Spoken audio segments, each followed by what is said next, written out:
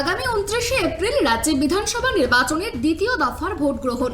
আর তার ঠিক 48 ঘন্টা আগে অর্থাৎ 27শে এপ্রিল সোমবার সন্ধ্যা 6টা থেকে শুরু হয়ে গেল সাইলেন্স পিরিয়ড বা নীরবতার সময়।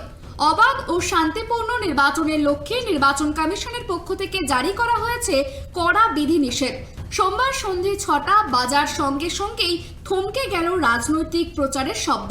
সাইলেন্স পিরিয়ডের সাধারণ নিয়ম: সংশ্লিষ্ট নির্বাচনী এলাকায় সভা, মিছিল বা লাউডস্পিকার ব্যবহার নিষিদ্ধ। ভোটারদের চিন্তা ভাবনার সুযোগ দিতে এই সময়কাল বাধ্যতামূলক। মোটর বাইক র্যালি বা দলবদ্ধভাবে বাইক চালানো সম্পূর্ণ নিষিদ্ধ।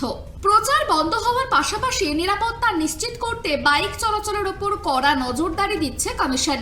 তবে পিলিয়ন রাইডিং বা বাইকের পেছনে আরোহী বসানোর ক্ষেত্রে থাকছে বেশ কিছু নিয়ম ও ছাড়।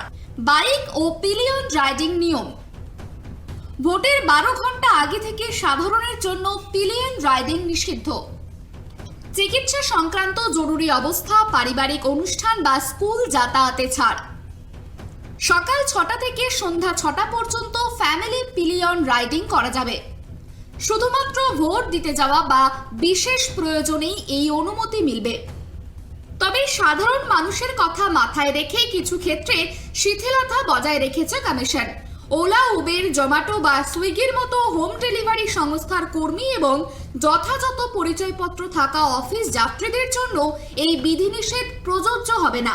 29শে এপ্রিল কলকাতা উত্তর ও দক্ষিণ 24 পরগনা, হাওড়া, হুগলি, নদিয়া এবং পূর্ব বর্ধমানের বিভিন্ন ক্ষেত্রে ভোট গ্রহণ হবে।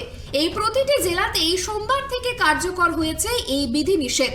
কমিশন স্পষ্ট জানিয়ে দিয়েছে, এই নির্দেশিকা অমান্য করলে কঠোর আইনি ব্যবস্থা নেওয়া হবে। তাই সাইলেন্স পিরিয়ডের নিয়ম মেনে চলার পরামর্শ দিচ্ছে প্রশাসন। সুকৃতি ভট্টাচার্যের রিপোর্ট, কেটিভি বাংলা।